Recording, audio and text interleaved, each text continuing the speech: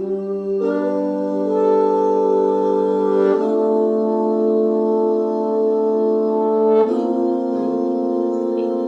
esta oportunidad, hablando de un tema muy importante que le invitamos a compartir.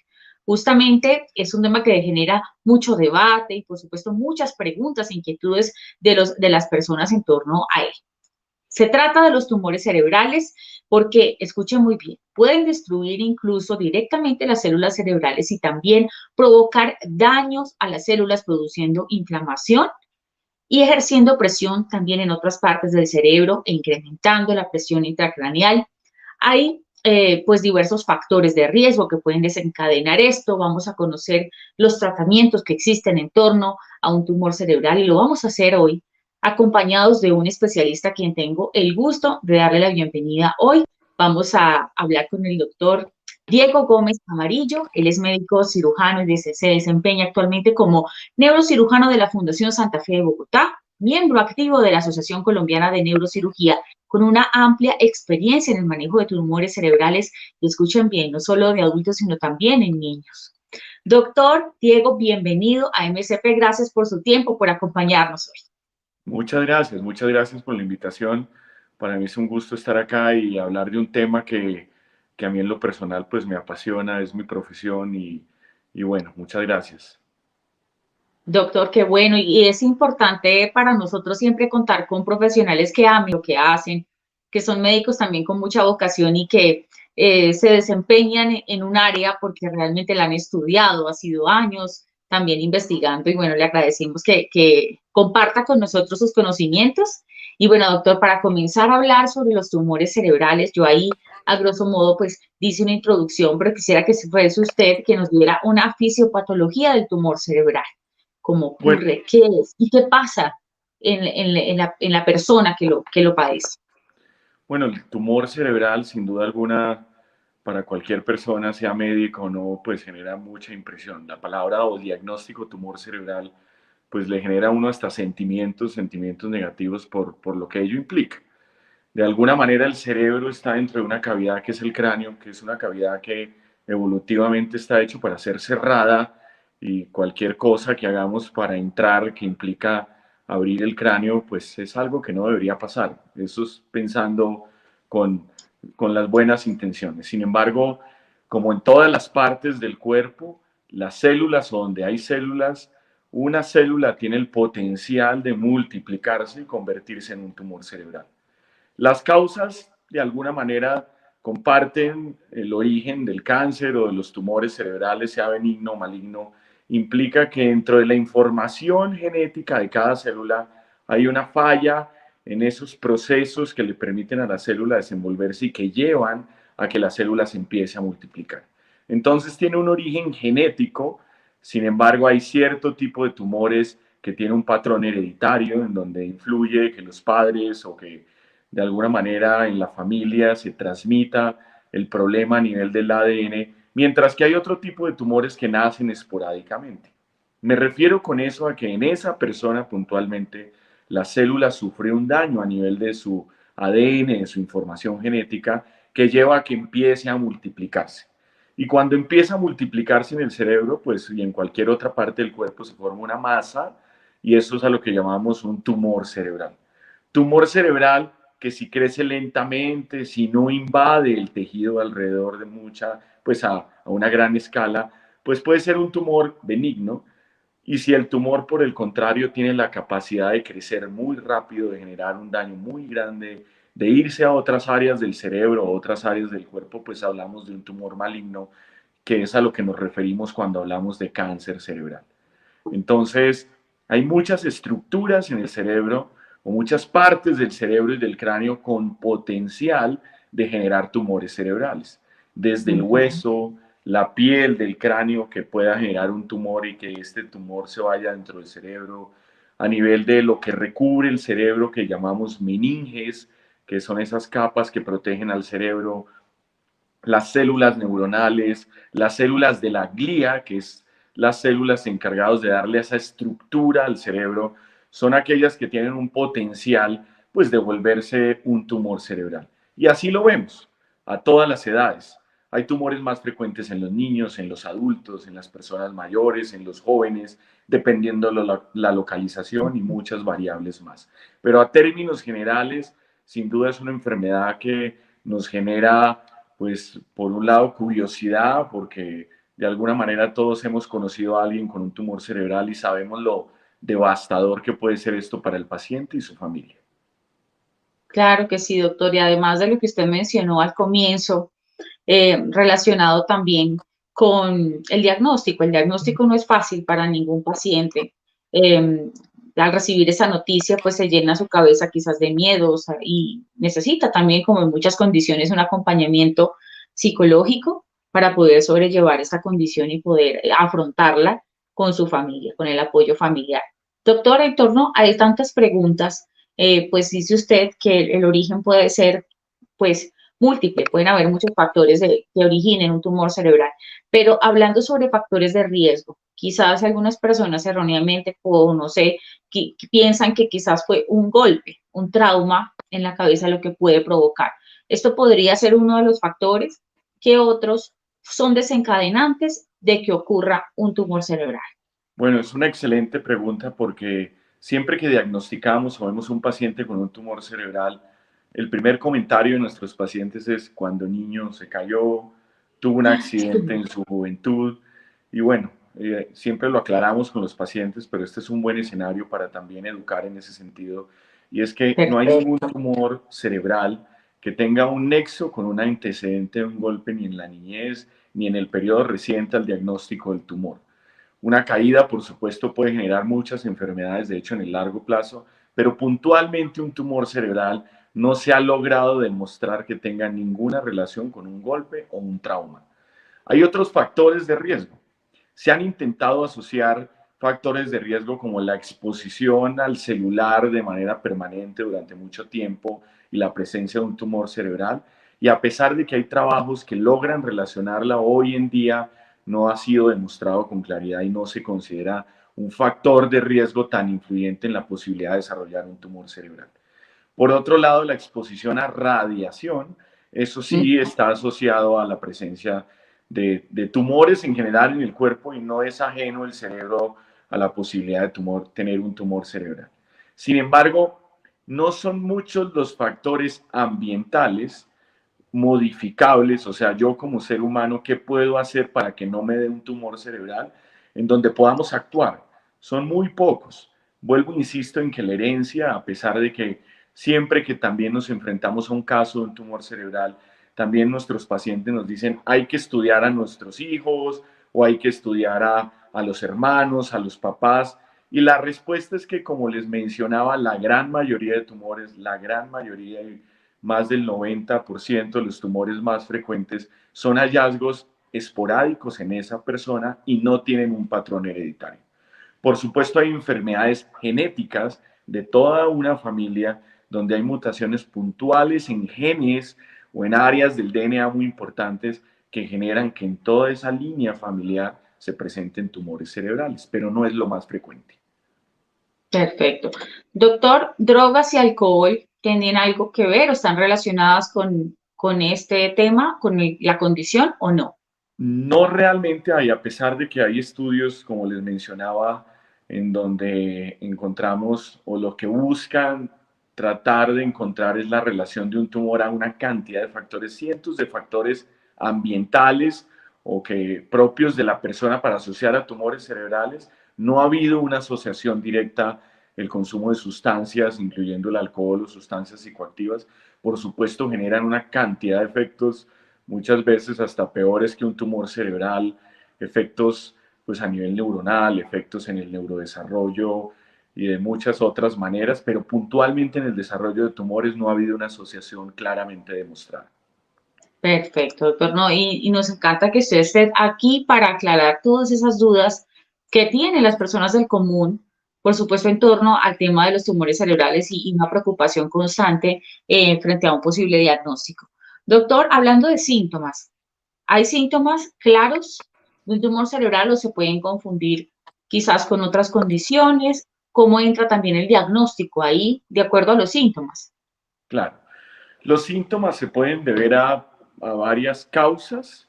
Una de ellas, como lo mencionaste tú al principio, cuando tenemos algo dentro del cráneo que no debería estar ahí, puede generar un aumento de la presión dentro del cráneo y a eso lo llamamos una hipertensión intracraneal. Cuando tenemos un aumento de la presión dentro del cráneo, sin duda alguna van a aparecer síntomas como el dolor de cabeza, ese dolor de cabeza tener ciertas características. Y ahí es donde hablamos de un dolor de cabeza con signos de alarma. Es un dolor de cabeza con ciertas características que al médico, al mismo paciente, lo deben alertar sobre la posibilidad de tener algo dentro de su cerebro, dentro de su cráneo. Para nombrarles algunas, es un dolor de cabeza que se puede presentar durante la madrugada, que despierta al paciente. Es un dolor de cabeza que cambia su patrón. Hay pacientes con migraña que conocen e identifican bien su dolor de cabeza, pero que en estos casos dicen, mire, es un dolor distinto. Ese es otro factor de riesgo. Otro, que el dolor de cabeza se acompañe de vómito. Si antes no se presentaba, pero en esta ocasión que se acompañe de vómito, ese también es un signo de aumento de la presión dentro del cerebro. Y por supuesto otros síntomas. Sin embargo, estos son relacionados al aumento de la presión. Sin embargo, dentro del cerebro, cuando uno tiene una lesión, dependiendo el sitio de la lesión, se pueden generar síntomas. Si tenemos un tumor cerebral cerca al sitio del lenguaje, de la expresión del lenguaje, el paciente puede manifestar síntomas como dificultad para encontrar frecuentemente palabras, pero de un tiempo muy corto a la fecha, eh, dificultad para entender el lenguaje, desorientación, y la familia muchas veces lo nota antes que el paciente.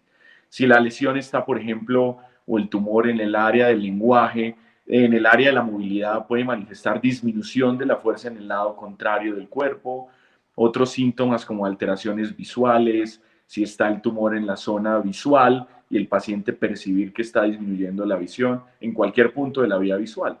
Por ejemplo, un tumor de hipófisis, que son relativamente frecuentes, puede comprimir los nervios de los ojos y el paciente consultar porque empezó a chocarse contra las paredes, porque chocó su carro, y la razón es que empieza a perder parte de su campo visual, por darles un ejemplo. Pero dependiendo la zona del cerebro, pueden aparecer una cantidad de síntomas que es ahí donde el médico y donde el paciente y la familia pueden identificar signos de alarma que lleven a consultar. Perfecto. Doctor, usted mencionó ahorita pues temas de accidentes, algún accidente anterior, quizás en moto, en carro, que haya provocado un trauma craneoencefálico, puede desencadenar tumor cerebral. ¿Cómo debe ser ese seguimiento para evitar que llegue allí? ¿Hay alguna forma de detectar eso o no? No, ¿O no hay relación? de pronto no fui claro en ese sentido, sin embargo, no se ha demostrado una relación entre Ok, accidentes y traumas y la presencia de un tumor cerebral. Por supuesto, un accidente puede ocasionar muchas razones por las cuales el neurocirujano tiene que o intervenir, valorar o seguir en el largo plazo. Sin embargo, la presencia de tumores cerebrales monitoreo. no se asocia a los golpes o accidentes. Perfecto. Eso quedó muy claro. Doctor, en cuanto al tema de las ubicaciones del tumor cerebral, de acuerdo al área donde esté ubicado en el cerebro, digamos, ¿son más complejos o más fáciles de tratar o no? Claro, sin duda alguna. Esto es una variable importantísima para nosotros, principalmente en miras de pensar en algún procedimiento quirúrgico. La mayoría de tumores cerebrales va a necesitar al menos una biopsia que permita diagnosticar el tipo de tumor y ponerle todos los apellidos al tumor, todos los apellidos en relación a los genes que están implicados, el tipo, la variante, y eso es muy importante para el oncólogo eventualmente para definir el tratamiento que requiere el paciente. Por otro lado, cuando pensamos en una cirugía, siempre nos planteamos, uno de los objetivos es tratar o buscar una resección completa del tumor. La resección quirúrgica del tumor es hoy en día uno de los principales factores que puede influir sobre la expectativa de vida y el futuro del paciente, dependiendo si uno logra una resección mayor o menor. Sin embargo, si el tumor está en una zona asequible, pues uno busca ese objetivo que es una resección completa, pero no todas las veces lo podemos hacer. Hay áreas del cerebro, como decimos nosotros, intocables, o áreas del cerebro donde sin duda alguna intentar llegar a retirar el tumor cerebral puede generar un daño mayor en el paciente del beneficio que le queríamos ofrecer. Y a pesar de que siempre tratamos de evitarlo, por supuesto, entrar al cerebro a resecar un tumor siempre va a conllevar riesgos. Hoy en día, toda la tecnología en neurocirugía está enfocada en esos dos objetivos. Preservar las funciones neurológicas y por otro lado lograr mejores resecciones. Y de eso va a depender la localización del tumor. Quiero aprovechar la experiencia que tiene el doctor Diego con los niños también. Doctor, en el caso de los niños, digamos, ¿cuál es la labor que va a hacer un médico primario también, un profesional, un neurocirujano, para el tratamiento en especial de niños? Y pues también hablando del caso de menores con tumores cerebrales, saber si un menor en la infancia tuvo pues tumor cerebral, ¿es posible que lo desarrolle de adulto? ¿Cómo ocurren los tumores en el caso de los menores, de los niños? Bueno, en los niños, digamos, los síntomas que se pueden presentar, pues aplica la respuesta previa. Dependiendo de la localización, se genera una serie de sintomatologías o si aumenta la presión dentro del cerebro, se pueden generar síntomas. En los niños pueden ocurrir cierto tipo de tumores que no son frecuentes o no aparecen en la edad adulta y tienen ciertas características que nosotros analizamos. Usualmente en los niños, los tumores sí tienen un origen embriológico. ¿Qué quiere decir?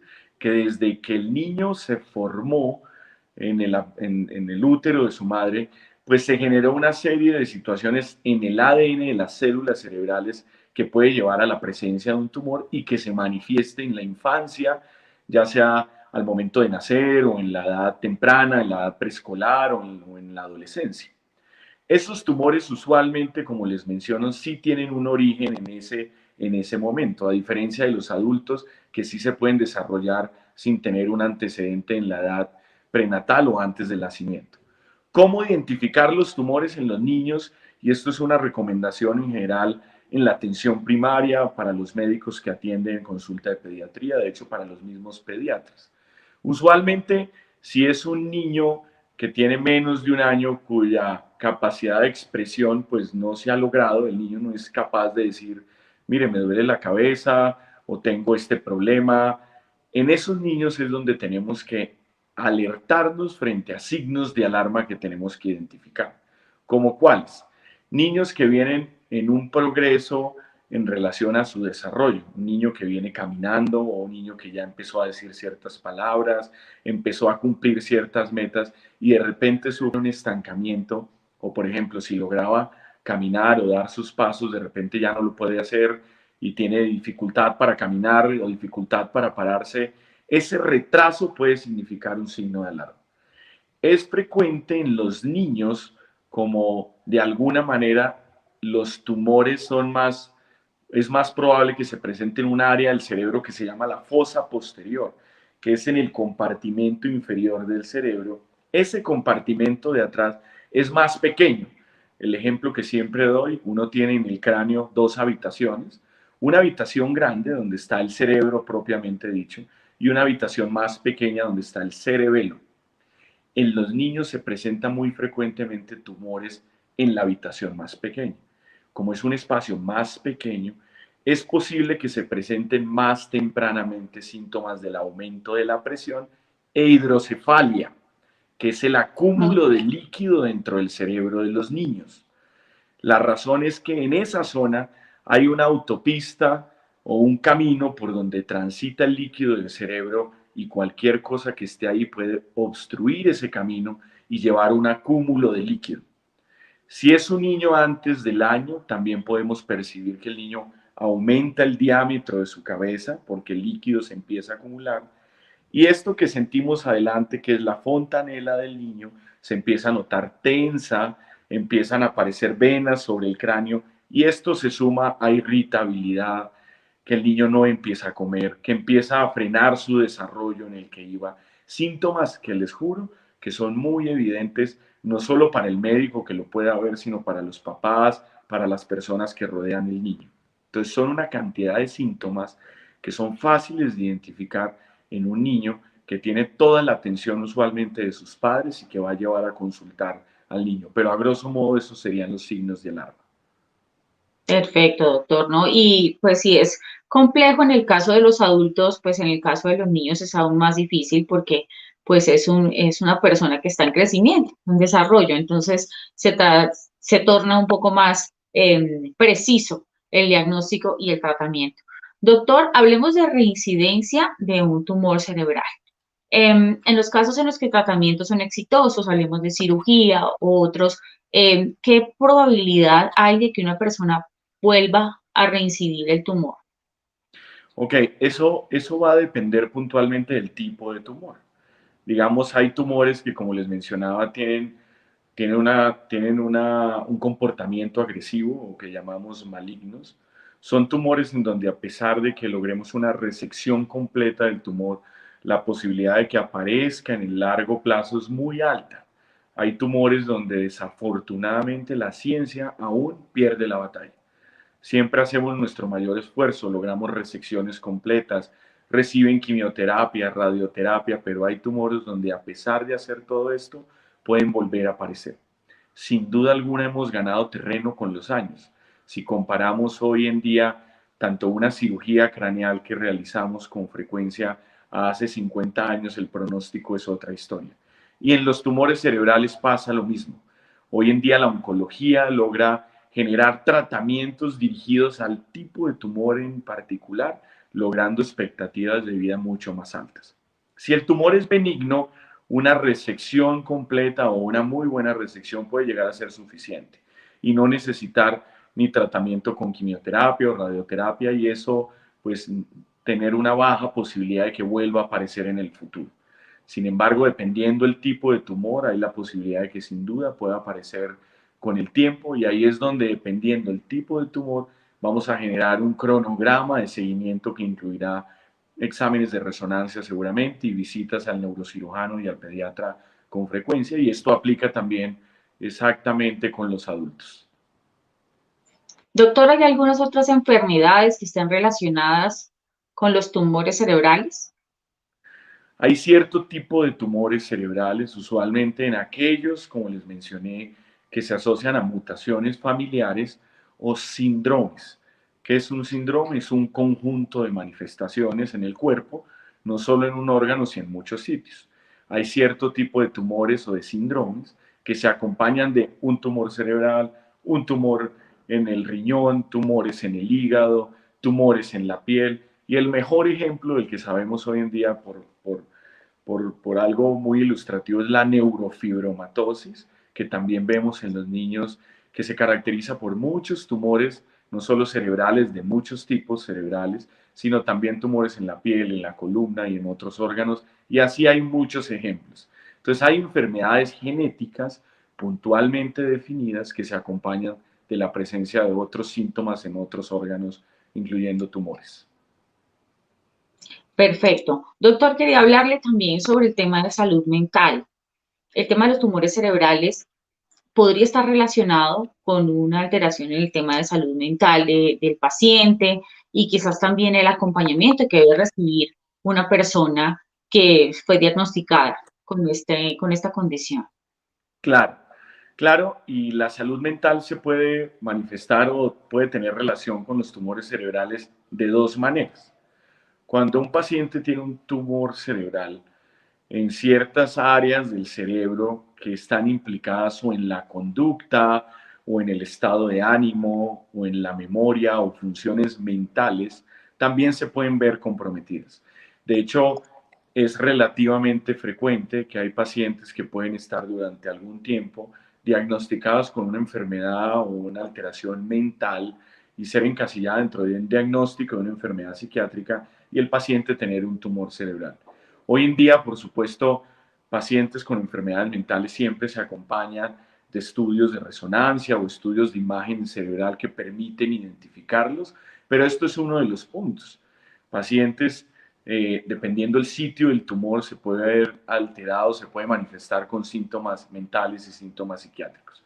Pero por otro lado, el tener un tumor cerebral pues va a generar un impacto grandísimo en la persona. Hoy en día estamos convencidos que un paciente que pasa por una situación de estas debería tener el acompañamiento por psicología, por psiquiatría de enlace, que pueda de alguna manera darles las herramientas en el día a día para enfrentar un diagnóstico en muchos de los casos, cuando es un tumor maligno, un diagnóstico que sin duda hagamos lo que hagamos puede llevarlo a un desenlace pues fatal en el largo plazo. Y a pesar de que nosotros como neurocirujanos acompañamos el proceso, estamos convencidos que el acompañamiento de especialistas en esta área va a reforzar y va a ser más fácil y más amigable este trasegar del paciente por esta enfermedad. Claro que sí. Doctor, qué importante que aborda ese tema porque muchas personas pues necesitan ese apoyo, ¿no? En esos momentos en el que les es detectado el tema del tumor cerebral. Doctor, ¿la infertilidad está relacionada también con esos tumores o no? Hay cierto tipo de tumores y en especial quiero hacer mención a los tumores que se encuentran en la glándula hipófisis, que son frecuentes. Es la glándula hipófisis de entre muchas funciones, de hecho es considerada casi que el laboratorio en muchos sentidos del cuerpo, genera hormonas que tienen que ver con la fertilidad, hormonas de carácter sexual, especialmente en las mujeres, pero también pues en los hombres. Si hay un tumor en esa zona, pues por supuesto puede afectar la expresión de estas hormonas y la paciente percibir infertilidad. De hecho, hay cierto tipo de tumores en esa zona que producen hormonas y esas hormonas bloquear el eje hormonal que permite a una mujer quedar en embarazo. Ese es el ejemplo más frecuente. Por otro lado, pacientes con tumores cerebrales que van a requerir quimioterapia o radioterapia, usualmente se les recomienda que el tema de la fertilidad se aplace y que de hecho no se lleve a cabo.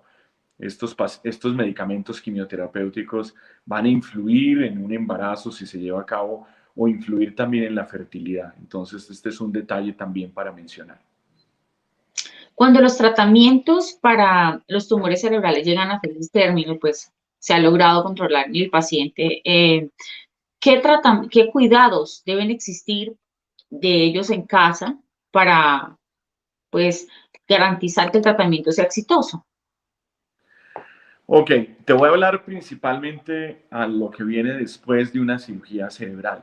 Digamos que también hay muchos mitos en torno a eso. Te quiero mencionar que si hay un campo de la medicina que ha tenido avances significativos en el cuidado y la rehabilitación del paciente después de una cirugía, es la neurocirugía. Como les mencionaba, hace 50, 70 años, llevar a un paciente a la resección de un tumor en ciertas áreas del cerebro llevaba una mortalidad del 50%, imagínate. O sea, de dos pacientes que entraban a cirugía, uno iba a vivir asociado y después de la cirugía, sin contar con todos los problemas que desencadenaban. Ah, Hoy en día puedo mencionarles, y eso no aplica, no es una estadística ni mía ni del hospital donde trabajo, sino en general en la neurocirugía, la posibilidad de éxito es superior al 90%. O sea, cuando un paciente es llevado a cirugía, tiene el chance un 95% de recuperarse rápidamente, de salir para su casa sobre el segundo o tercer día con mínimos cuidados, especialmente por un lado con el cuidado de la herida. Usualmente las cirugías de cráneo tienen una ventaja y es que no genera mucho dolor, a diferencia de lo que pudiésemos pensar. Analgésicos comunes suelen ser suficientes, tipo acetaminofén, o máximo antiinflamatorios tipo AINES, naproxeno, suele ser suficiente para el periodo de convalecencia. Hay pacientes que dependiendo la cirugía pueden llegar a requerir rehabilitación y terapia física para nuevamente adaptarse después del posoperatorio y esta rehabilitación va a tardar seguramente durante un tiempo. Pero los cuidados usualmente son del cuidado de la herida, que son cuidados que aplican a cualquier herida en el cuerpo de un posoperatorio, cuidados a mantenerse activos en la casa. Siempre promovemos que el paciente esté fuera de la cama estando en la casa, es un reposo relativo para prevenir la formación de trombos en las piernas o complicaciones de estar acostado. Eso no significa que esté caminando todo el tiempo, significa que esté fuera de la cama en cierto tipo de actividad. Se puede desplazar siempre usualmente en compañía de alguien que pueda verificar que no tenga una caída, que no presente una convulsión y a medida que pasa el tiempo, pues los riesgos van disminuyendo hasta finalmente estar mucho mejor.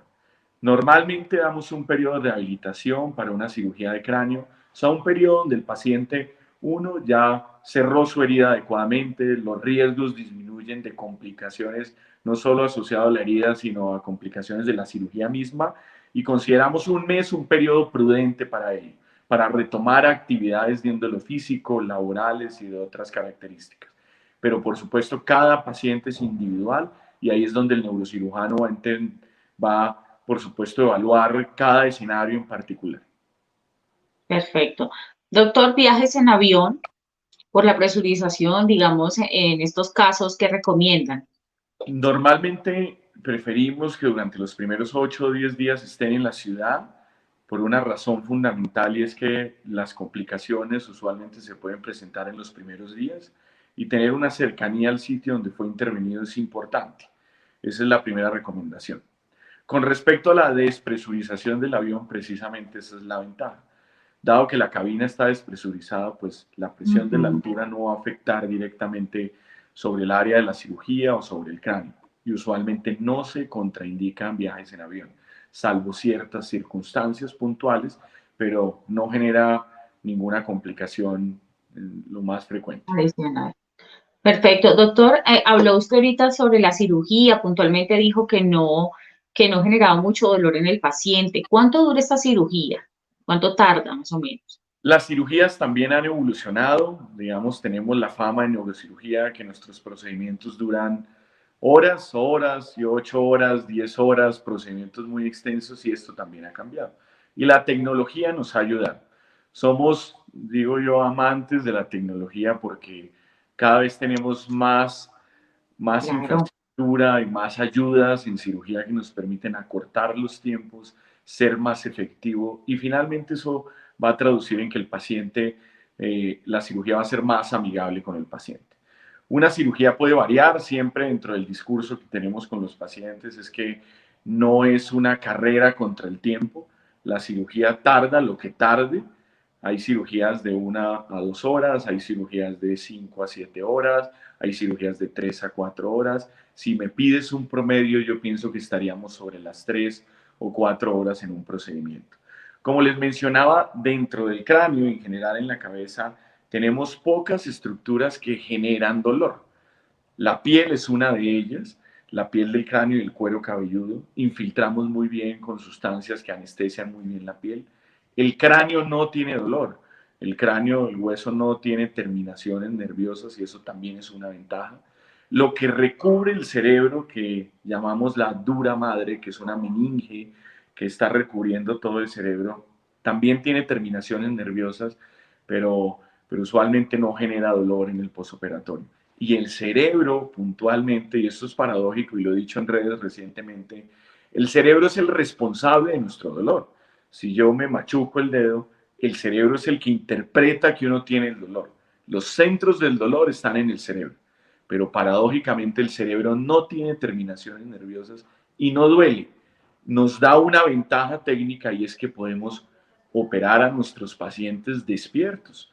Podemos llevar a cirugías de resecciones de tumor cerebral y el paciente durante la cirugía, si uno tiene precaución en la piel, en la dura madre, el paciente no va a manifestar dolor y no va a ser un evento traumático. Entonces, esa parte suele ser muy amigable.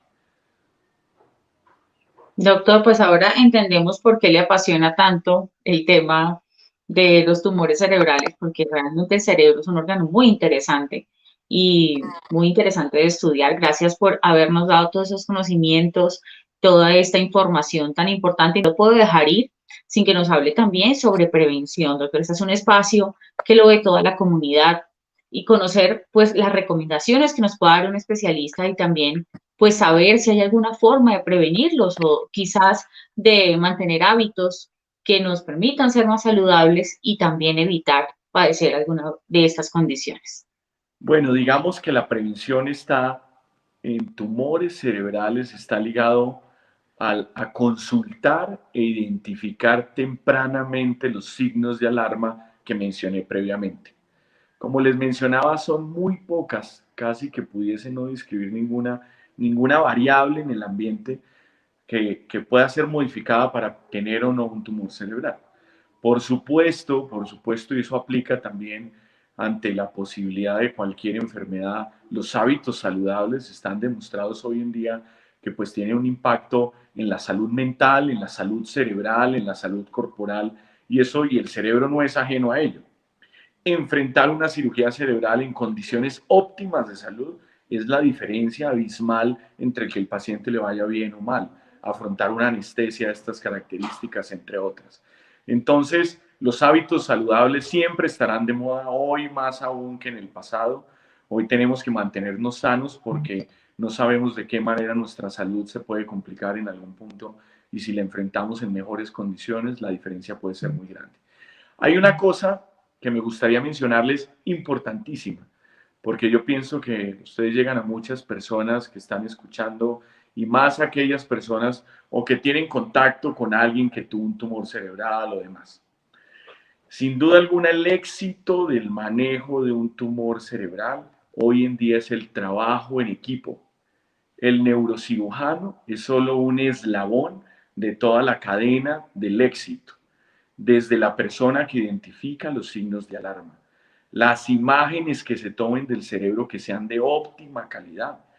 Las imágenes que obtenemos hoy en día con los resonadores nos permiten identificar zonas del cerebro para prevenir su daño durante la cirugía, poder ver todos los tractos y las autopistas del cerebro que nos muestran las áreas más importantes para poder hacer un planeamiento óptimo de la cirugía. El acompañamiento de los neuroradiólogos en la identificación de esas imágenes, la utilización en cirugía de tecnología que hoy en día nos sobra, pues digamos, tenemos muchas opciones y que todas esas se pueden complementar con solo dos objetivos: que el paciente le vaya muy bien, que salga de la cirugía sin déficit o problemas neurológicos y poder lograr óptimas resecciones. En cirugía tenemos microscopios de última tecnología que nos permiten ver las áreas del tumor mediante imágenes avanzadas de fluorescencia, imágenes de resonancia que nos permiten hacer neuronavegación. Es un GPS que nos lleva al área del cerebro que nosotros queremos, haciendo procedimientos mucho más seguros. El trabajo en equipo con otros neurocirujanos, la presencia de un anestesiólogo con experiencia en enfermedades neurológicas o neuroanestesiólogo, la presencia de un cuidado intensivo con experiencia en el cuidado intensivo de pacientes neurológicos, o sea, una neuro-UCI, el acompañamiento de grupos de instrumentación expertos en el cuidado de pacientes con tumores cerebrales. Es que ponte a pensar, el cerebro es un órgano, claro, el cardiólogo puede decir el corazón es muy importante. Yo hablo desde el cerebro porque es que el cerebro es lo que nos define como personas. Hablamos por nuestro cerebro, nos identificamos, yo soy Diego Gómez por mi cerebro. Y eso es lo que tenemos que cuidar. Ese es el tesoro más grande que tenemos. Entonces tenemos muchas opciones. Nosotros en nuestro departamento, como lo ves y como me escuchas, tenemos pasión por ayudar a la gente y utilizar todos los recursos que tenemos disponibles para poner con nuestros pacientes, y no solo la tecnología, sino un grupo empático ante una enfermedad muy compleja. Necesitamos más empatía como médicos, necesitamos ponernos en el lugar del paciente, acompañarlos en su proceso. No es solo la cirugía, es el acompañamiento postoperatorio, es el contacto con el paciente estando en su casa, porque es un paciente en una situación de vulnerabilidad muy grande. Entonces, eso aplica para muchas enfermedades, pero yo te hablo de cómo yo veo el manejo de los tumores cerebrales y no me quería ir sin mencionarles esto. Qué importante, doctor. Y bueno, es un trabajo, como usted lo dice, multidisciplinario, porque pues muchos profesionales los que intervienen allí. Y también el tema de la tecnología, no nos cansamos de decir que nos sorprendemos con los avances que hemos tenido en materia de salud y de ciencia. Y por supuesto, eso ha beneficiado no solamente los tratamientos, sino que se están encontrando cura cada día para las enfermedades y por supuesto también se está haciendo mucho más específico el tratamiento para cada persona de acuerdo a su condición.